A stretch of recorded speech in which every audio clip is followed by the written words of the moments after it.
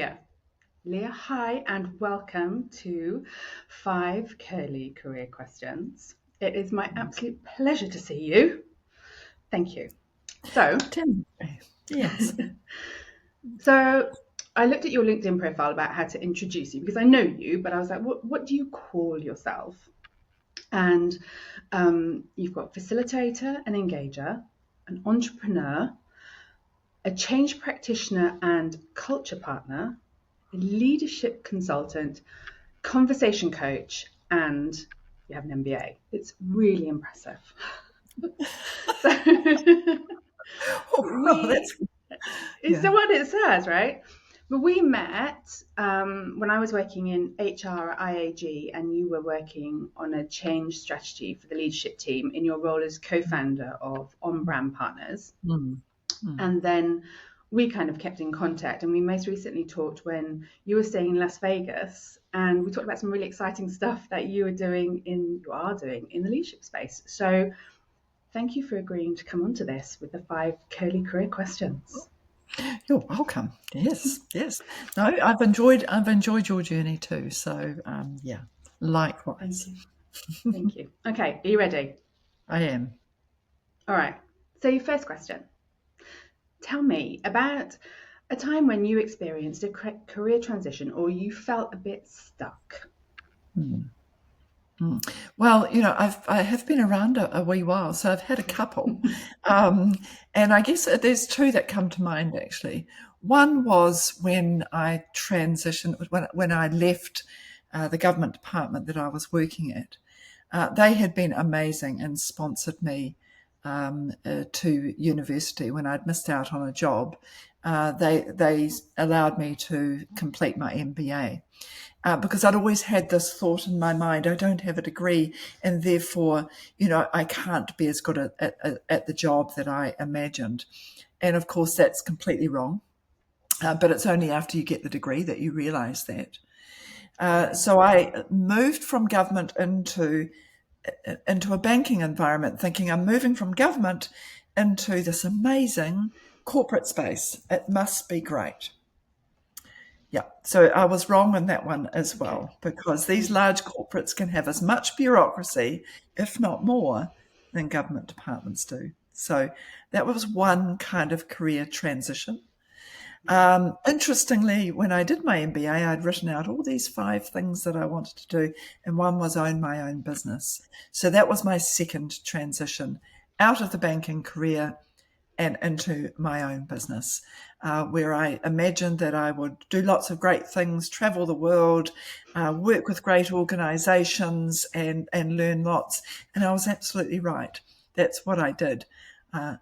A lot of other stuff happened along the way. You only think about the good stuff that would work with that. So yeah, Yeah, yeah, but that's good. That's what you aim for, right? The good stuff. Yeah, you the bits do, come you with it. do. Yeah, well, that's lovely. Thank you for sharing those. You're welcome. So, if you think about that, your journey, our priorities change over time. What was important to us in our 20s is no longer important to us in our 40s, 50s plus.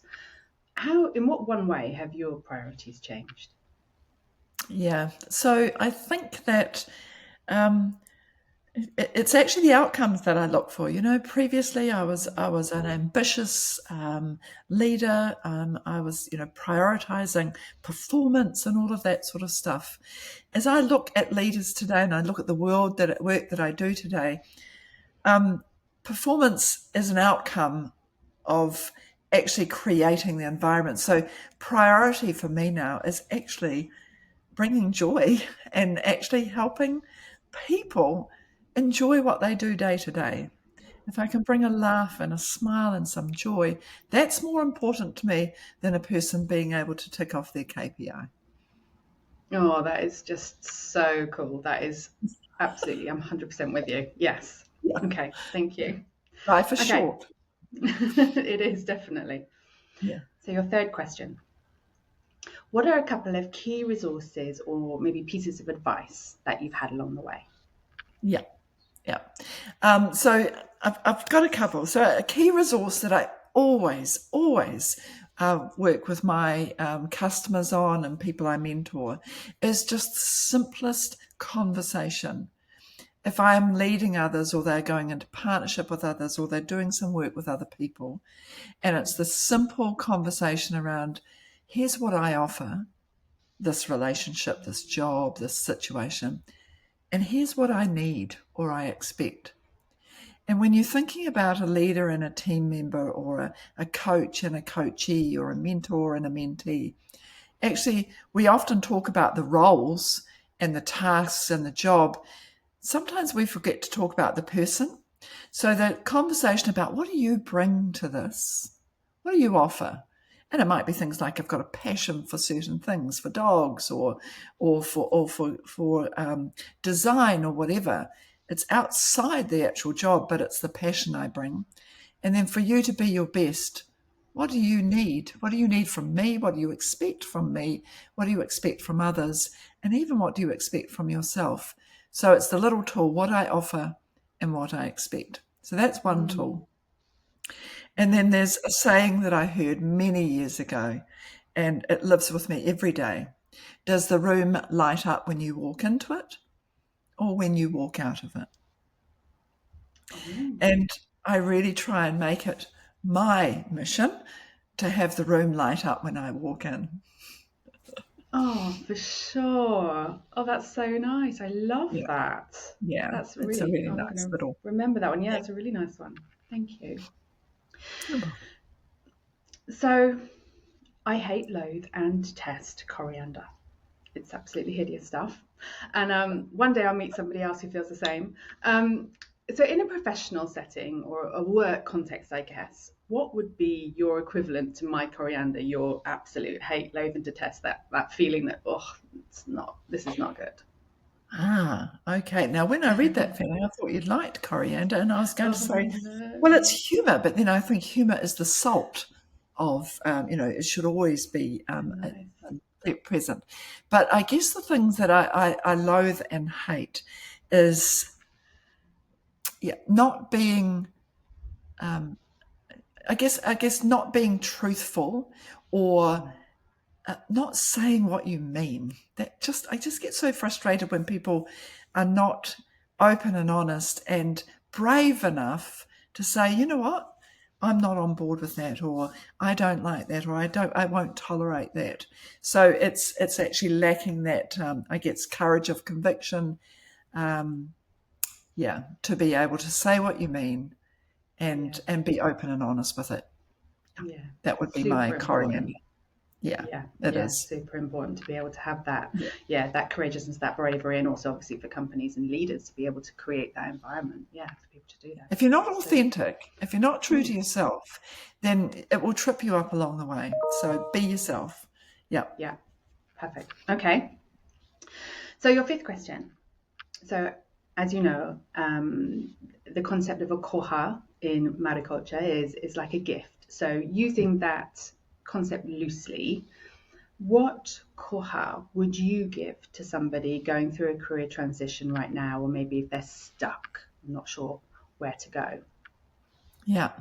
And I think they give the gift of conversation. So, coaching or mentoring, or if you're going into a new space, who's the person that's already great at that you could get some gift of time from, that they could help you navigate some of those spaces. I recall when I went into the banking environment, and ironically, actually, I ended up marrying this person, but it was, I know, I've done that a few times, not since him, but he's come out of the banking environment, so he was able to help and guide me to understand how the bank worked. So I think somebody actually looking for that career transition, find somebody who already knows, and spend some time coaching and mentoring with them. Yeah, nice. Gift of conversation. Thank you. Yeah, yeah.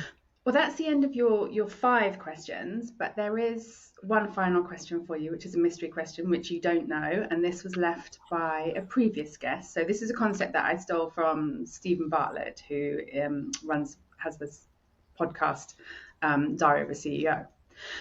So, your mystery question: Yes. what is one important thing you had to unlearn in your career? Oh, gosh. Mm. Well, I guess it is and I'm not sure if I've necessarily got rid of it, but I guess it is the concept of limitation, right? That Yeah. and that concept that you may not be able to do something, having to swap that around. I remember coming home with my school certificate results, and my mother looked at them, and she looked at me, and she said, "You're going to need to learn to type because nobody will employ you with these results." Thanks, Mum. But Yeah. actually, yeah, in that she gave me a gift because I did learn to touch type that I use to this day. But that limitation of I'm not good enough, I might not be able to do that, actually stops you from pushing ahead. And it's a hard belief to get rid of, but try to this day, I'll give it a go. And yeah, so it's that limiting belief, I think, is the one thing that I would wish to change, get rid Thank of. you. I totally hear you with those. Definitely. Leah, thank you so much. You're Obviously, you welcome. will give me a question for a next guest, and I'll pass that on as your mystery question. But it's been my absolute pleasure to see you. Thank you so much for agreeing to come on and do this. I think it's really valuable. Thank you. Welcome. Nice to see you. And you.